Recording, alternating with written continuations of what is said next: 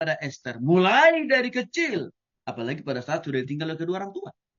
Bahkan sampai dia menjadi seorang ratu di Irak. Itu tidak lepas dari dukungan, doa, bimbingan, arahan daripada Mordekai. Maka relevanlah kalau Mordekai penulis kitab Esther itu sendiri.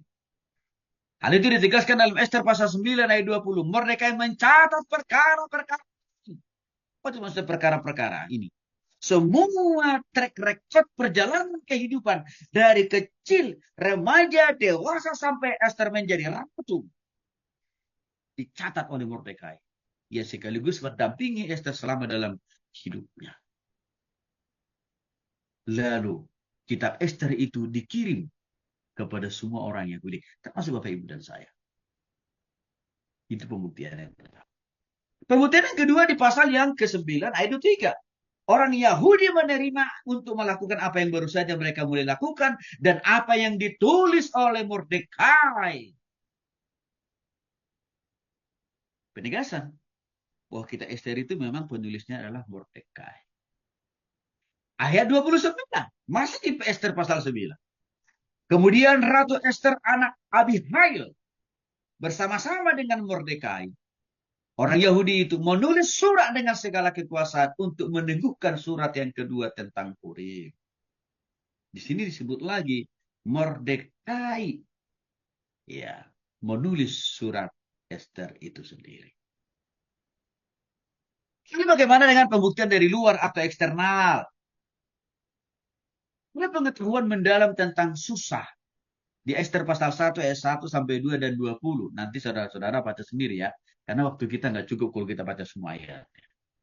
Nah, tapi saya coba perteli saja. Esther pasal 1 ayat 1 12. Deskripsi rinci tentang pesta Raja Ahasuerus. Inilah raja yang didampingi oleh Esther pada zaman itu. Bisa dikatakan ini raja ya yang paling salah satu yang paling sepuh di Iran atau Persia zaman itu. Di Esther pasal 2 ayat 1 sampai 20. Di sana dicatat proses pemilihan ratu. Ya, yaitu Esther secara mendetail. Bahkan di Esther pasal 2 19 sampai 20 mencatat tentang Mordekai yang mengetahui rencana pembunuhan raja. Jadi waktu itu rupanya di dalam kerajaan Persia yang dipimpin oleh Raja Ahasuerus, ada orang-orang di istana itu yang diam-diam mau mengkudeta sang raja.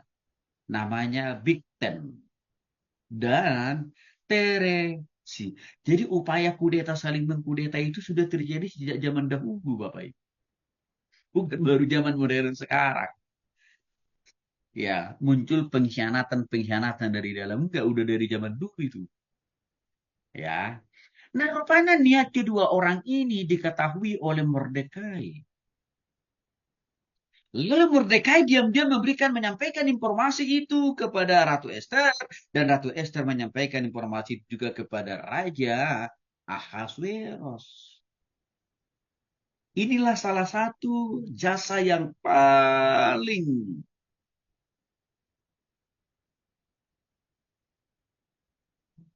penting bagi Mordekai dan Esther. Yang tidak bisa dilupakan oleh Raja Persia pada zaman itu, yaitu Ahasverus. Ini jasa mereka berdua. Yang tidak bisa dilupakan, tidak bisa dikesampingkan, tidak bisa diabaikan oleh Raja Ahasverus pada zaman itu. Karena berkat kedua orang ini, terselamatkanlah nyawanya dari pengkhianatan orang-orang di istananya sendiri. Ya, ini menunjukkan bahwa peran Mordekai itu sebagai pencatat sejarah yang terjadi dalam kitab Esther memang benar. Lalu pembuktian secara historis dan tradisi Mordekai dan Esther. Yang pertama, Talmud. Ya, Talmud itu adalah kitab orang Yahudi. Kalau di kita namanya kan kita sebut kita perjanjian lama ya. Kalau orang Yahudi tidak mengenal istilah kita perjanjian lama Bapak Ibu. Tapi mereka mengenal istilah kitab Talmud. Kalau dalam perspektif kita, ini kitab perjanjian lama. Ya, kitab Talmud khususnya di bagian Baba Batra 15a menyatakan bahwa kitab Esther itu ditulis oleh orang-orang dari majelis besar. Siapa itu majelis besar?